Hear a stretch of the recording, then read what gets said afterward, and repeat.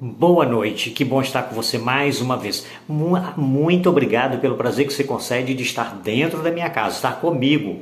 Muito bom, tá certo?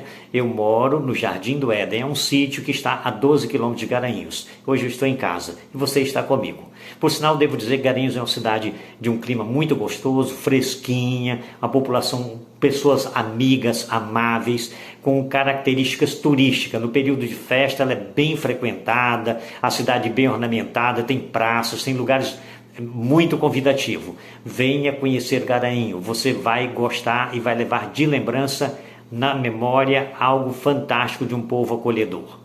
Agora, hoje nós estaremos estudando sobre, que interessante, desafiou a idolatria de Israel. Quem foi que desafiou a idolatria de Israel? Pensa um pouquinho comigo e você fica comigo até o fim do vídeo que você vai entender direitinho quem foi. Por sinal, eu devo dizer uma coisa, não é só esse vídeo, nós vamos fazer 3 vídeos em uma sequência, com nomes diferentes, porém levando a mesma linha de pensamento. Isso quer dizer que você não pode perder, você vai gostar demais. Hoje, desafiou a idolatria de Israel. O próximo nós vamos ver depois, vamos passar os nomes direitinho para você. Agora, para você, eu tenho uma alternativa muito boa. No fim desse vídeo, eu vou colocar a descrição de um vídeo que ele é interessante, tá certo?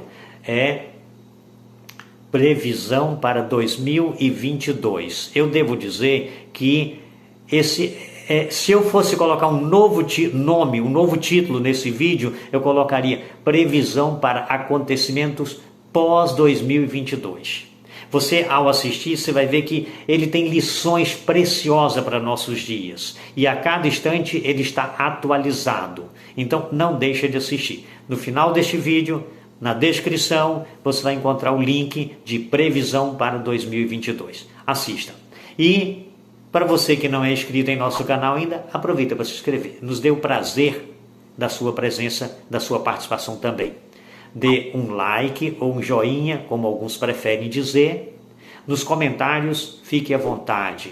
Pode colocar até sugestão de melhoramento, pode colocar quem foi o homem que nós estamos falando e compartilhe para nos ajudar a ajudar outras pessoas que também precisam ser informadas.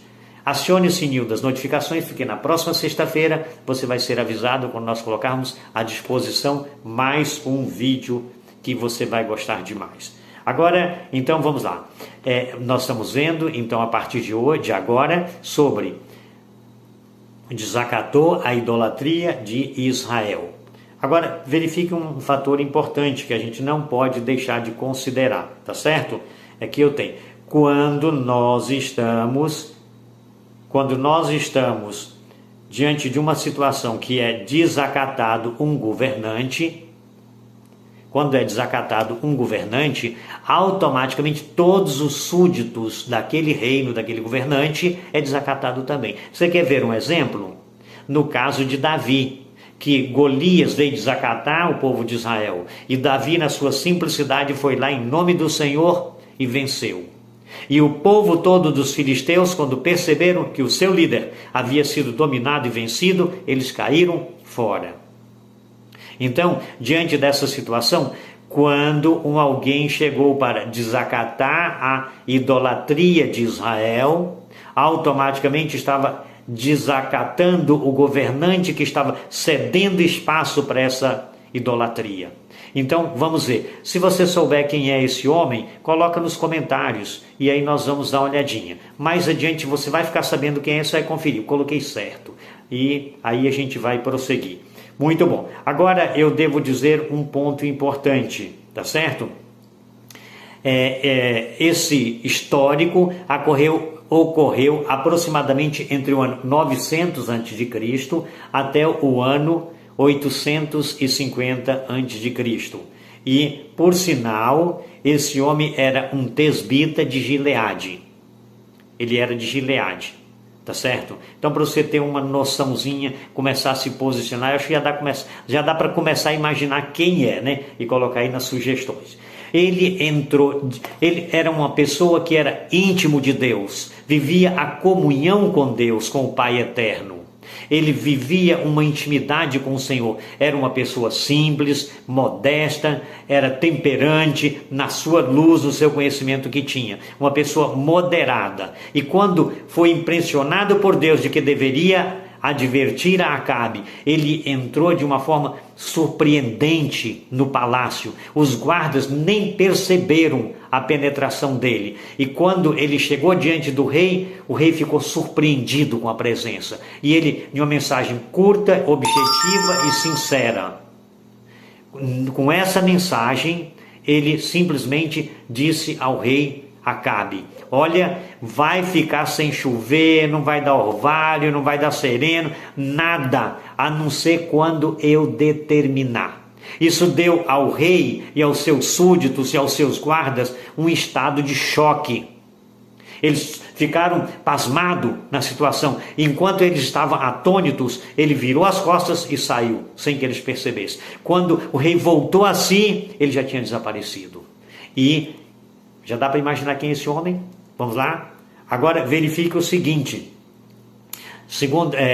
Primeiro livro de Reis, capítulo 17, no capítulo 17, até segundo Reis, capítulo 2, você vai pegar a história desse homem. Muito bonito. Não se contenta só com o que eu estou falando. Leia depois e você vai ver o que eu estou descrevendo, como torna real quando você está lendo, de acordo com este comentário que eu estou fazendo. Agora, no capítulo 17, no verso 1, Deus dá uma ordem para ele. Olha, foge, tá certo? Acabe vai tentar te pegar. Dá uma desaparecidinha por aí, tá certo? E apressa. E aí Deus mandou que ele fugisse para o ribeiro de Quiriate, que ficava nas proximidades do Jordão. Ali ele ficou refugiado. E interessante que 2 vezes por dia, de manhã e à tarde, os corvos traziam pão com carne para ele. E água ele ainda tinha no ribeiro. Ali ele viveu durante a temporada até que o ribeiro secasse. Quando o ribeiro secou, Deus dá uma outra ordem para esse homem. Olha, vai para Sarepta, lá em Sidom. Lá vai ter uma viúva que vai te acolher. Olha, ele está num clima de dificuldade ali, sozinho, e agora vai para a casa de uma viúva. E quando chega lá, a viúva fala: olha, eu só tenho aqui o mantimento para uma refeição para mim e para meu filho, e acabou. E quando acabar nós vamos morrer. Ele falou: não, confie em Deus, faça primeiro para mim, que não vai faltar nem para mim nem para vocês. E ela confiou e levou a sério. E o que aconteceu foi que durante todo o tempo da estiagem não faltou alimento para a família, para a mãe, o filho e para o profeta.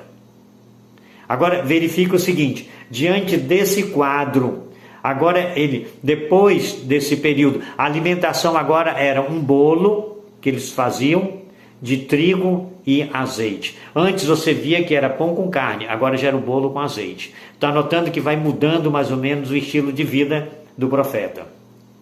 Agora, diante desse quadro, você vai encontrar o seguinte, que é muito importante para a gente. Lá de Sarepta, Deus manda ele voltar agora. Oi, papai, já dá o tempo. 3 anos e meio.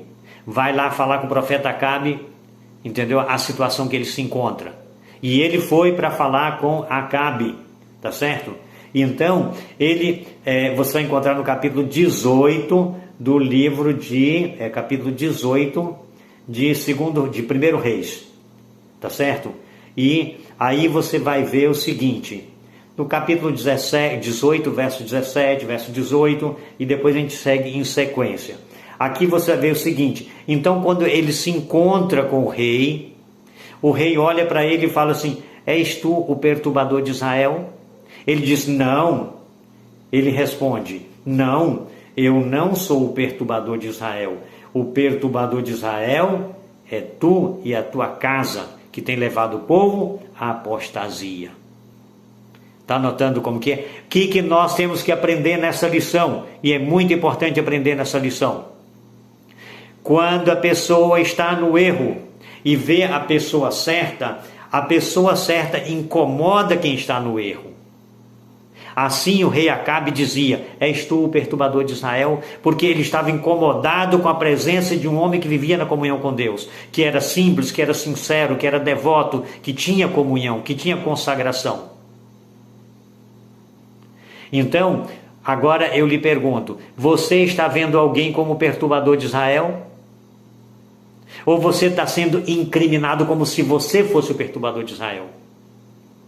Porque se você está vendo alguém que procura viver a comunhão com Deus, que procura viver a simplicidade, que procura viver a temperança como perturbador de Israel, então você que está sendo o perturbador de Israel.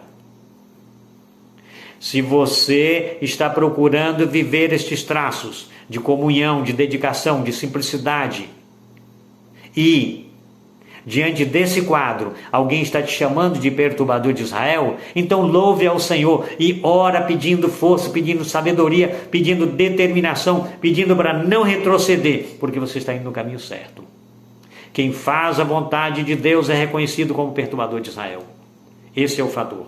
Infelizmente, esse é um quadro doloroso, mas é real. E a gente não pode deixar de considerar essa situação.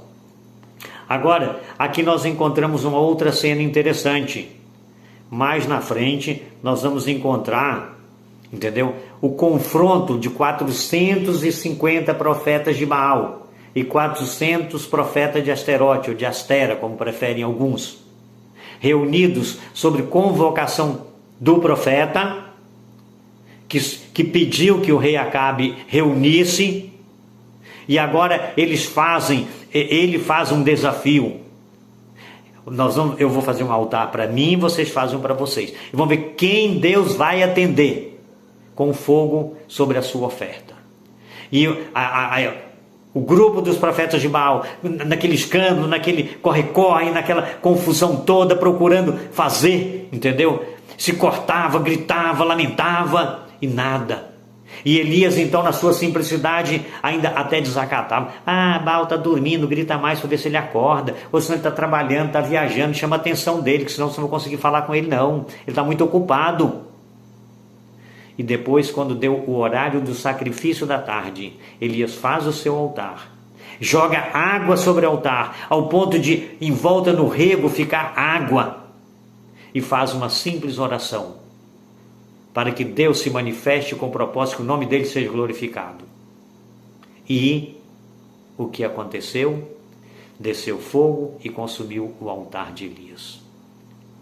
Agora, ele vai e reúne com o povo de Israel todos os profetas e mata todos os profetas de Baal e de Asterote.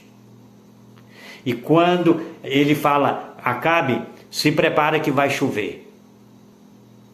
E agora vem ele ora a Deus e a chuva vem. Jezabel procura perseguir ao profeta. Quem é o profeta? Já sabe? Já colocou nos comentários? Então vou dizer. Agora é o jeito de dizer, afinal de contas. Elias.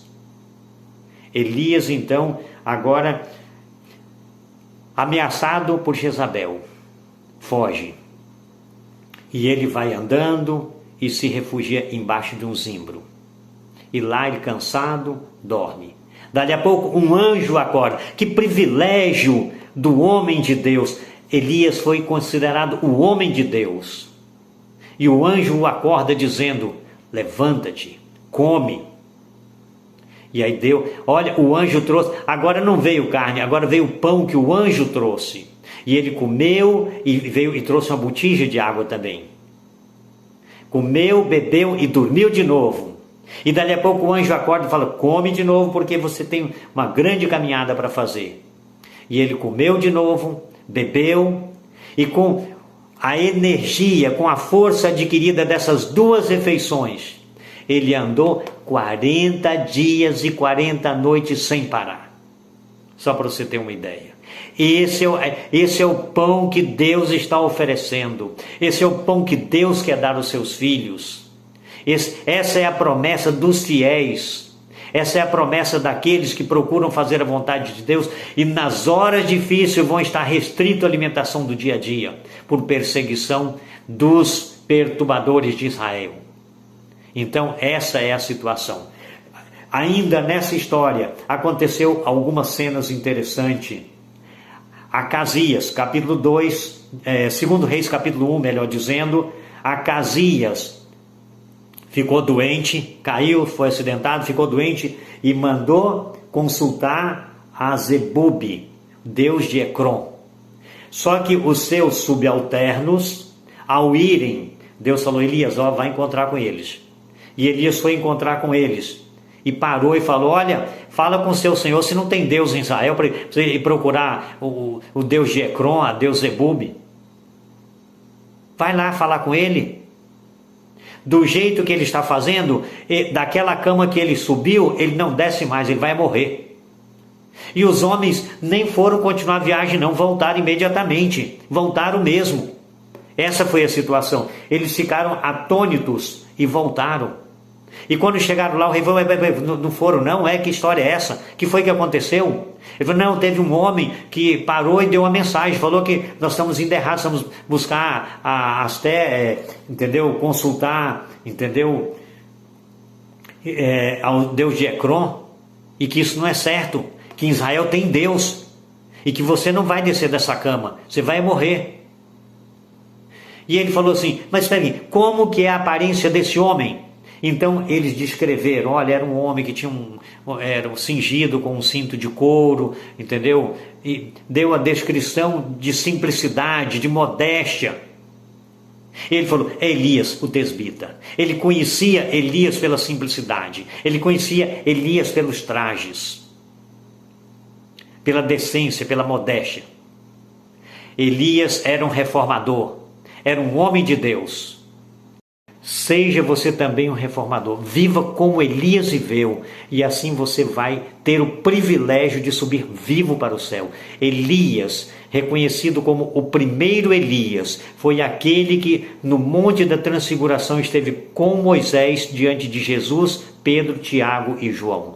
Eu quero estar preparado, eu quero ser um reformador, eu quero ser um Elias moderno, pela graça de Deus. Quer você também? Diga no seu coração, Senhor, pela tua graça, eu também quero ser um reformador, eu também quero andar em comunhão contigo, eu quero ser um representante do teu reino nessa terra, eu quero defender a tua verdade, custa o que custar. Me conceda essa graça. E se você já disse isso, louva o Senhor por essa decisão que você já tomou no passado. Peça força para continuar vivendo assim, pela graça de Deus, em nome de Jesus. Até a próxima semana, quando nós vamos ver, condenou o adultério de Herodes. Que Deus te abençoe. Até o próximo vídeo.